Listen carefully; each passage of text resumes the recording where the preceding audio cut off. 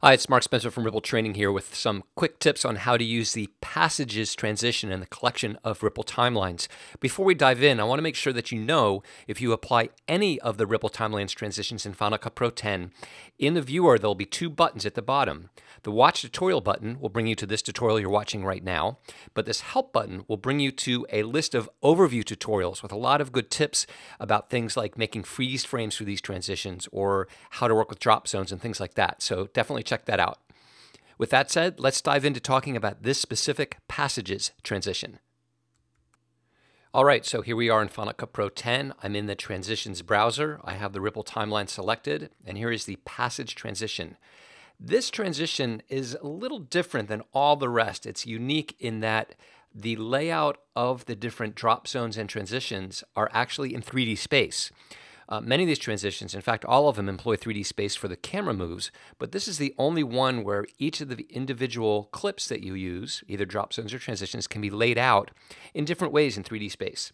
So let's drag it on between two clips here and play the default setup here. So like all transitions, we start out on the outgoing clip, which we call transition A, and then we fly into the incoming clip, or transition B. Now let's go take a peek at the inspector. So it's pretty much laid out like the other ones, but there's some significant differences. What's the same is there are quick tips you can turn on, which are the same for all of them here. I'll turn those off. There is a view mode that includes both camera and director like the other ones. However, because these clips are laid out in 3D space, the director view does not include on-screen controls because on-screen controls can only move things in X and Y, and here we have X, Y, and Z. So we'll come back to that in a minute. I also will come back to this director position and director rotation bit in just a minute. Just like the other transitions, we have framing options which dictate how the camera moves. The default one is pull, lift, and twist, which created the animation we just saw. But if I click the pop-up menu, there are 4 different options. So let's take a quick look at them. Simple pullback just has the camera pull straight back from A and move into B. The next one, pull way back, does exactly that. It's very similar, but the camera pulls way back to reveal everything that's in the scene. Then pull, lift, and twist we looked at, and the last one is drop and slide. And with drop and slide, the camera pulls back low off to the side and then pushes in to see the next clip. So those are the defaults. Now you can adjust every one of those in any way that you want, if you want to. Let's go back to pull, lift, and twist. So just keep that in mind, and we'll come back to that. The other thing that's new about this particular one that's different, it has a set of layouts. So this is the default staggered layout. Because we're in 3D space, instead of using on-screen controls and sliding things around, you can choose a preset layout, and there's 7 of them. So for example, we're using this one called staggered, but we could go to one called single file, where all the clips are lined up, both the transitions themselves and the drop zone, in a single file line. Now, the camera animation won't change because we've selected this framing of pull, lift, and twist. So if I now play this, we have a different layout of the clips, but the camera still does a little pull, lift, and twist. By the same token, if I switch the camera move to drop and slide, then the camera would drop off to the side and slide forward. So I hope you can see the idea here that you can combine layouts with framing options. And between the two of them, with 7 different layouts and 4 framing options, you've got 28 options right there to work with. Let's just look at the other ones here. Single file rising lines them up. They're still lined up one behind the other, but they each rise up. So if we were to play that back now, we pull back and then we kind of fly up in the air and back in space to the B transition. Tower up stacks the clips one above the other. So we pull back and slide up. Tower down does the same thing, but starts from the top of the tower and comes down. Line up lines up the clips. Let's move to the middle so you can see it. See what it looks like there. It lines them all up kind of side by side. And again, all of these, I'm using this particular camera animation of pull, lift, and twist, but I could do something else like pull way back. And in this case, it would reveal all of these clips lined up. A little bit more like one of the more traditional timelines. I'll go back to pull, lift, and twist. And then the last one here is called circle. That has the clips arranged in a circle. So you can see that using the combination of a layout and framing, you can choose a combination of those and you're done. You could do your coloring options, put your drop zone content in, and you're done. However, you can change the camera animation itself, and you can change these layouts. So you could use these as starting points. So let's take a quick look at how that works. And I'll talk about the camera animation first. In order to do so, let's use this one. We'll use this one. So I've got this animation, and I'll leave the playhead in the middle so we can see the framing at the point the camera pulls back, much like the other timelines. And what we can do is there is camera position and camera rotation controls. So these kind of are additive onto what we've already got with this camera animation. So for instance, I could drag in X and move this over and reveal that there's a whole nother drop zone we didn't even realize over there. I could move it in Y to kind of slide it up and get another framing there. I could open up camera position and move it in Z, so I could back up further, and that way I can reveal that one January sticking back there. I also have camera rotation controls, so I can rotate the camera in X, Y, and Z. So I'll play with that a little bit. Rotate a little in X, a little in Y to reveal that other drop zone, and a little in Z. Maybe I'll tilt it the other way.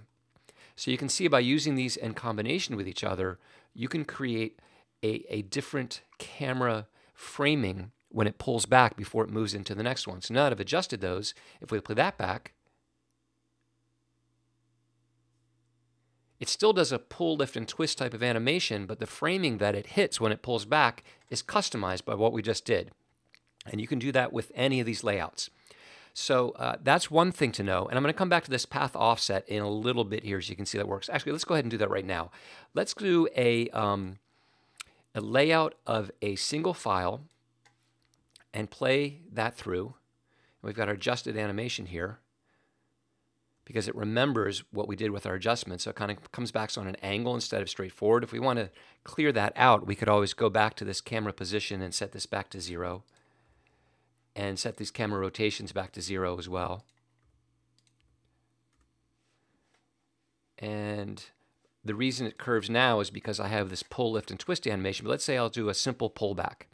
So now we pull back and we move straight through. Now the thing about that is we can adjust where the camera pulls back to, but that doesn't change the camera's path of flight. So changing this camera position and rotation basically means changing where it pulls back to. But this path offset lets you change its flight. So for example, I could move the camera so that it flies up, okay, and reveals our line of clips here. So now it will pull back the same, but then when it flies, it'll lift up in the air before coming down to land on the last clip. And that's by adjusting the path offset. So the way to think about this is that camera position and rotation will adjust where the camera pulls back to and how it rotates when it pulls back. And then the path offset can adjust how the camera flies to that transition B clip. So hopefully that's clear. You've got full customization options to customize the camera animation that you choose in the framing pop-up menu. So that's really part one. Part two is that you can adjust the layouts in any way that you want. And for that, we might take a look at director view. So what is director view? Let's go back to our original layouts here, staggered with this pull, lift, and twist. And let's also put our camera back to the way it was at the beginning. This view mode of director, let me switch to it.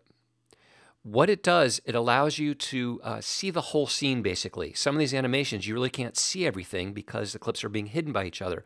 But in director view, much like with the other transitions, it pulls way back and provides kind of a bird's eye view of the whole scene. But because the scene is in 3D space, you may need to move around a little bit. So for instance, this is director view for the staggered layout. If I do director view of single file, there we can see the clips of single file, or single file rising, we can see how the clips are laid out. Tower up, we can see how they're laid out. Tower down, goes from the top down. Line up, shows the full line. And circle, lets you see the full circle of clips. Now, you may want to change this. So once you choose the director view, the reason you're choosing this is to be able to see all, like, oh, okay, there's actually 3 drop zones here. So you're choosing it to see everything in the scene and to allow you to more easily adjust where these clips are in the scene. And to know, you can see that there's labels for drop zone 1, 2, and 3, so you can know what's what. Also, transition A and transition B have labels on them in the director view. If this isn't quite the view that you want, you can use these director position and rotation controls to adjust this view, so that you can move it in X, Y, and Z to change the view. So maybe I'll move it over a little bit. I can pretty much see everything here, but I just want to give you a sense that you can really change the view. So that just gives you a little bit more flexibility to change how we're looking at the scene. So once we've done that, I'm actually going to go ahead and hit the reset arrow just to get back to where we were. So now what I want to do is move these around in 3D space. So that's what these controls are for right here. We've got transition A position, transition A rotation, transition B position and rotation, and position and rotation for each of the drop zones. So for example, if I wanted this drop zone to be further over this way, more tighter into the scene here, what I could do is find the drop zone 1 position controls and drag in X and move it over. Or let's say I wanted transition B to be more in the front, so the camera pulls back to reveal transition B. I could choose transition B, and in this case, I'd want to move it in Z, so I'd open this up, and I could move it forward in Z space. Okay? You can also move in Y. The thing to be careful about, if you have the reflective floor, you can go down below the floor and kind of get lost below the floor. So if you're using the floor, you can set that to 0. You can always get rid of the floor. Up at the top, there's an environment where you could choose, for instance, white with no floor, and then you could move these anywhere in 3D space that you wanted, and you'd always be able to see them and fly to them. But I kind of like the reflective floor here. So now that I have a different layout, if I go back to the camera view and play through this animation, we pull back and we come over to this closer clip. Okay? So you've got full flexibility on exactly how you want to change the camera animation and the position of each of the transition clips and drop zones in 3D space. Let me go ahead and reset this. And the last thing I want to show you is that you can actually keyframe these positions to change over time.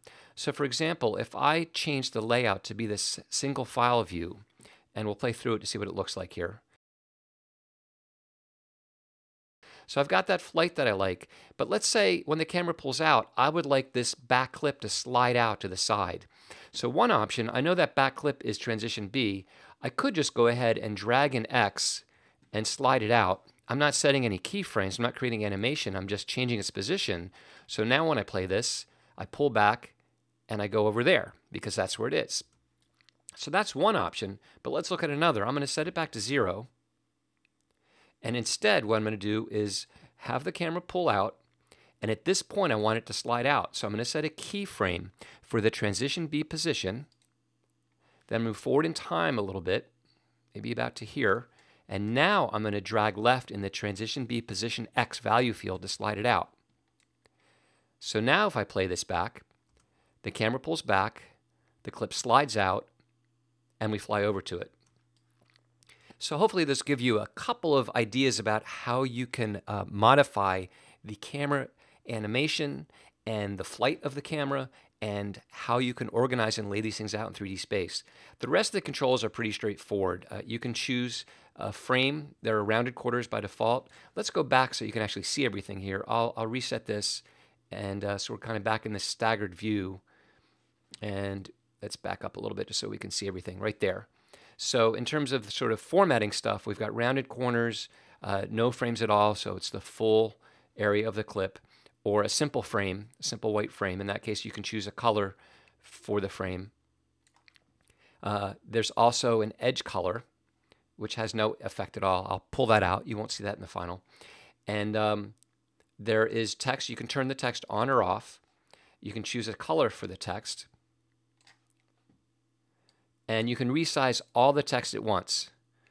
To change the font, you do it on a line-by-line basis, but you can resize all the text at once. Then you can change the fonts here for each transition and for the drop zones, and obviously add content to the drop zones. And I don't know which drop zone is which here, but if I go up to director view, I can quickly tell, okay, that one back there is drop zone 3, here's drop zone 1. So if I wanted to add content to it, I would just click in the well, then select a clip, and I could go through and do this with all of them at once rather than doing them one at a time if I wanted to, and put all that content in each of them. And there we go. So once that's done, deselect and reselect the transition, then go back to the camera view, and of course you can change the text itself just by double clicking on it and putting a text in. You can also move this text anywhere you want. It stays on the plane, but you could move the text, for instance, to be down right in front of the picture like that. So another way you can customize this particular transition. Okay, so those are a few tips on how to get the most out of the passage transition. I hope you find that useful.